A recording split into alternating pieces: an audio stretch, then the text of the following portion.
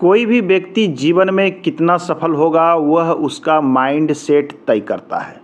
उसकी सोच कैसी है, उसका लक्ष्य कैसा है और उसके अंदर कर्म करने की क्षमता कितनी है। नमस्कार, बहुत स्वागत है आपका एस्ट्रोलॉजी के इस यूट्यूब चैनल पर। आज हम बात करेंगे किसी व्यक्ति की माइंड सेट और उसके कर्म करने की क्षमता के संबंध में। हमारा विषय है गुरु पर्वत और गुरु पर्वत के ऊपर पाए जाने वाले कुछ महत्वपूर्ण चिन्ह एवं संकेत। ये संकेत क्या कहते हैं? अक्सर हम देखते हैं कि हमारे गुरु पर्वत पर कुछ इस प्रकार से छोटी छोटी रेखाएं देखने को मिलती है। कभी कभी हम पाते हैं कि ये रेखाएं खड़ी अवस्था में भी होती है, कुछ इस प्रकार से भी देखने को मिलेगी। कई बार ये रेखाएं काफ़ी लंबी होती है और ये शनि पर्वत तक जाते हुए दिखती है। ये संख्या में एक या एक से अधिक हो सकती है। तो कभी इसकी स्थिति कुछ इस प्रकार से बनती है। क्या कहती है ये रेखाएं? कोई भी व्यक्ति लाइफ में कितना सफल होगा वो उसका लक्ष्य तय करता है। आपके अंदर की इच्छा और अभिलाषा जो आपको ऑलवेज प्रेरित करती है आगे बढ़ने के लिए, वह गुरु पर्वत देता है। और गुरु पर्वत पर जो हम छोटी छोटी रेखाएं देखते हैं, चाहे वो आड़ी रेखाएं हो या फिर वो खड़ी रेखाएं, ये रेखाएं आपके माइंड सेट, आपके सोच के संबंध में बहुत कुछ कहती है। आपके गुरु पर्वत पर यदि इस प्रकार से छोटी छोटी रेखा हो, मैं जिस रेखा को बात कर रहा हूँ वो रेखा छोटी होगी, काफ़ी लंबी नहीं होगी, अर्थात वो शनि पर्वत तक नहीं जाएगी। मैं उस रेखा की बात कर रहा हूँ। जो रेखा शनि तक जाएगी मैं उस पर भी आऊँगा, परंतु अभी आपको देखना है कि आपके गुरु पर छोटी रेखा है इस प्रकार से। यह रेखा आपके जीवन में समस्या उत्पन्न करने वाली रेखा के रूप में है। अर्थात आपके जो एम्बिशन है या जो लक्ष्य है, जो आपने सोच रखा है जीवन में, या आपकी इच्छा है कुछ करने की, कुछ पाने की। और गुरु का अर्थ होता है नॉलेज, गुरु का अर्थ होता है ज्ञान, गुरु का अर्थ होता है बुद्धि, गुरु है राजनीतिक सफलता, लोगों को कुछ देने की, कुछ समझाने की कला गुरु में होती है। ये रेखाएं इन सब विद्या एवं कला पर अवरोध उत्पन्न करेगा। अर्थात आपकी जो इच्छाएं हैं सफल होने की, सफलता में संघर्ष कराएगी ये चिन्ह। अर्थात जो भी आपकी इच्छा है, एम्बिशन है ऊपर जाने की, आप परिश्रम कर रहे हैं, तो परिश्रम को ये कठिन परिश्रम में बदलेगा। संघर्ष अधिक करना होगा, तब जाकर आपको सफलता मिलेगी। अर्थात आपके लक्ष्य की पूर्ति में ये बाधा उत्पन्न करने वाले ये चिन्ह है। हम कभी कभी देखते हैं कि रेखाएं इसमें खड़ी ही होती है। ये रेखा यदि खड़ी अवस्था में है, ये अति शुभ चिन्ह है।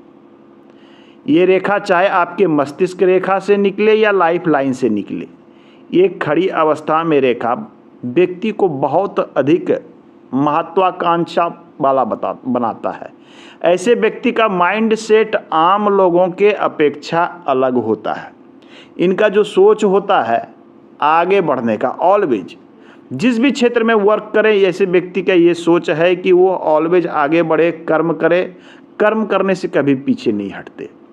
यदि इनका नुकसान भी हो जाए, घाटा भी हो जाए, किसी कारण से प्रगति अवरुद्ध हो जाए, तो ये रुकते नहीं हैं, थकते नहीं हैं, अपने लक्ष्य को पूरा करके ही दम लेते हैं। ये इनकी इच्छा शक्ति को काफ़ी प्रबल कर देता है। प्रबल इच्छा शक्ति वाला ये व्यक्ति हो जाता है। तो ये रेखा आपके लिए काफ़ी शुभ है। ध्यान ये देना है कि कोई भी आड़ी रेखा इन रेखाओं को काटे नहीं। यहाँ पर रेखा यदि 2 से अधिक है, 3 तक सही है, लेकिन 3, 4, 5 कई एक संख्या में है, तो ऐसे लोगों का माइंड सेट किसी एक जगह पर स्थिर नहीं हो पाता है, जिसके कारण इनको संघर्ष अधिक करना पड़ता है। रेखा यदि केवल एक हो, काफ़ी मजबूत स्थिति में हो, स्ट्रांग हो, लंबी हो, इसका अर्थ है कि यह व्यक्ति अपने जीवन में अपने लक्ष्य को प्राप्त अवश्य करेगा।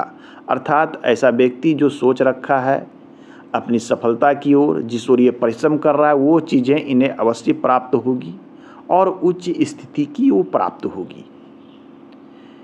रेखा यदि कट जाती है, किसी भी रेखा से इस प्रकार से कोई रेखा आ रही है, इसने इसे कट कर दिया, तो ये बतलाता है कि आपकी सोच या जो आपकी महत्वाकांक्षा थी, जो आपका लक्ष्य था, आपका माइंडसेट जो था जीवन में कुछ करने की, उसमें ये अवरुद्ध उत्पन्न होगा। यानी कि आप हो सकता है कि अपने लक्ष्य से भटक जाएं, या फिर अपने लक्ष्य की ओर वर्क कर रहे हैं तो वहाँ संघर्ष बहुत अधिक बढ़ जाए और आप अपने लक्ष्य को प्राप्त ही ना कर पाएँ, ये स्थिति ये उत्पन्न कर देता है। तो किसी भी प्रकार का कट यहाँ होना ये नुकसानदायक सिद्ध होता है। अब आइए, कुछ फॉर्मेशन अलग भी होती है। कभी कभी एक कुछ रेखा देखते हैं कि गुरु पर न जाके ये शनि पर जाती है, तो इस रेखा का अर्थ अलग है। यदि यहाँ से निकलकर कोई रेखा शनि पर जाती है, इसके प्रभाव शुभ माने जाते हैं। ऐसे व्यक्ति जो होते हैं, इनका जो सोच होता है, वर्क करने का जो होता है, वो कर्म प्रधान होता है। ऐसे लोग कर्म करने से नहीं चूकते, कर्म करते हैं और जीवन में बहुत ही अधिक अच्छी सफलता को प्राप्त करते हैं। परंतु कभी कभी हम देखते हैं कि गुरु पर्वत पर यहाँ से जो ये छोटी छोटी रेखाएं हैं काफ़ी लंबी हो जाती है और ये शनि तक चली जाती है। तो शनि तक यदि यहाँ से गुरु और शनि के बीच एक रिलेशन वाली रेखा आपको दिखे, इसका अर्थ है कि गुरु और शनि के बीच में एक संबंध बन रहा है।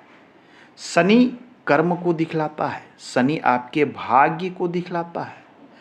तो भाग्य और कर्म का संबंध गुरु से बनना अति शुभ माना जाता है। धन के मामले में, अर्थात ऐसे व्यक्ति अपने ज्ञान का, अपने नॉलेज का, अपने अध्यात्म का प्रयोग धन कमाने के लिए करेगा।